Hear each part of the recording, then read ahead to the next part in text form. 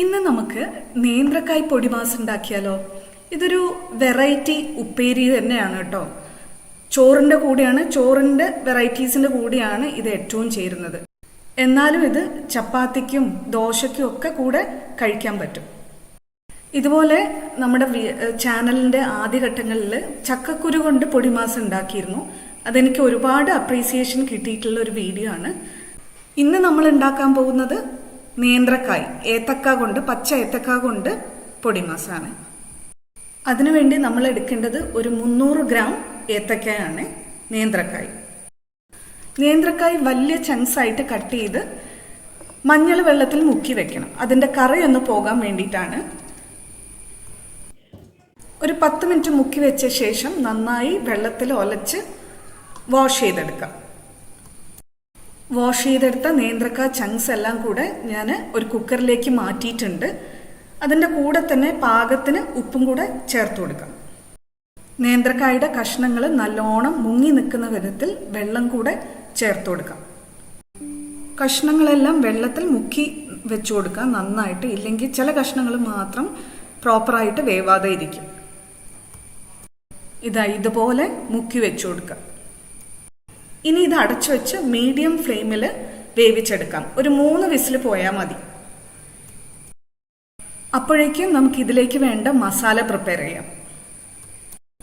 Oil fry ആണ് കേട്ടോ നമ്മൾ ചെയ്യുന്നത്. അതിനുവേണ്ടി ഒരു പാൻ അടുപ്പത്ത് വെച്ചിട്ടുണ്ട് മീഡിയം ഫ്ലെയിമിൽ. അതിലേക്ക് ഒരു 2 ടേബിൾ സ്പൂൺ വെളിച്ചെണ്ണ ഒഴിച്ചു കൊടുക്കുന്നുണ്ട്.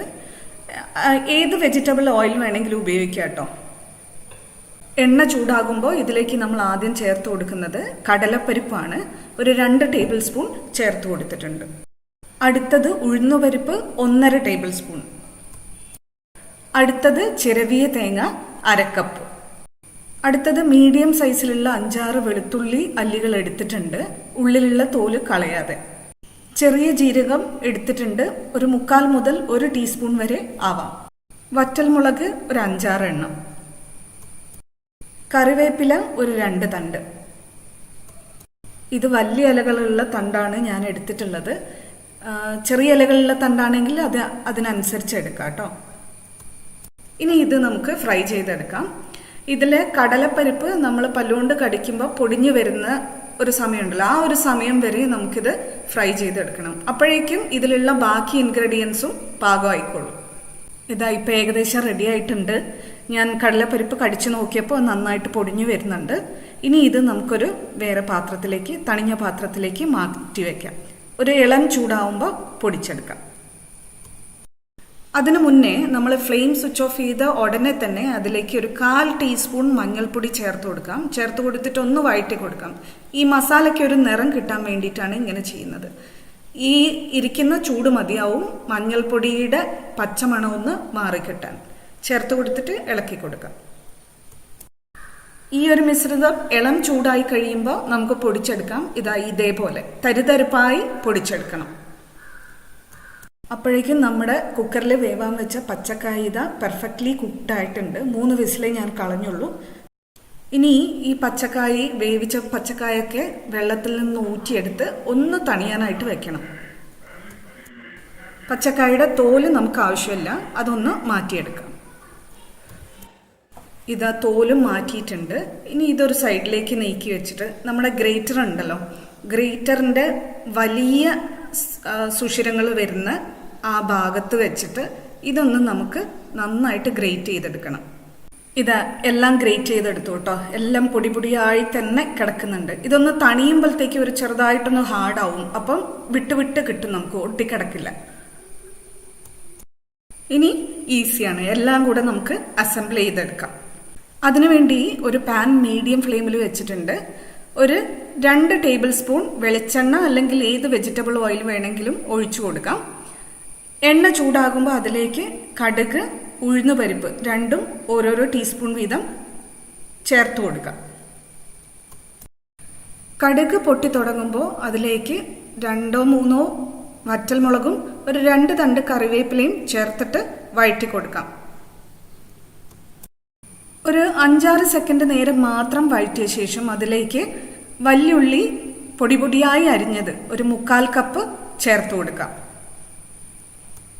വല്യുള്ളി ചേർത്ത ശേഷം നന്നായിട്ട് വഴറ്റി കൊടുക്കാം. ഉള്ളി ബ്രൗൺ നിറം ആവുമൊന്നും വേണ്ട, ഒന്ന് നന്നായിട്ട് സോഫ്റ്റ് ആവുന്നത് വരെ വഴറ്റി കൊടുക്കാം. ഇതാ ഉള്ളി ഇപ്പോൾ നന്നായിട്ട് സോഫ്റ്റ് ആയിട്ടുണ്ട്. ഇപ്പോൾ ഇതിലേക്ക് ഒരു 1/2 ടീസ്പൂൺ മഞ്ഞൾപ്പൊടി ചേർത്ത് കൊടുക്കാം. മഞ്ഞൾപ്പൊടിയുടെ പച്ചമണം മാറി ഒരു നല്ല ബ്രൈറ്റ് യെല്ലോ ആവുന്നവരെ വഴറ്റി കൊടുക്കാം. ഇതാ ഇപ്പോൾ നല്ല മഞ്ഞ നിറമായിട്ടുണ്ട്.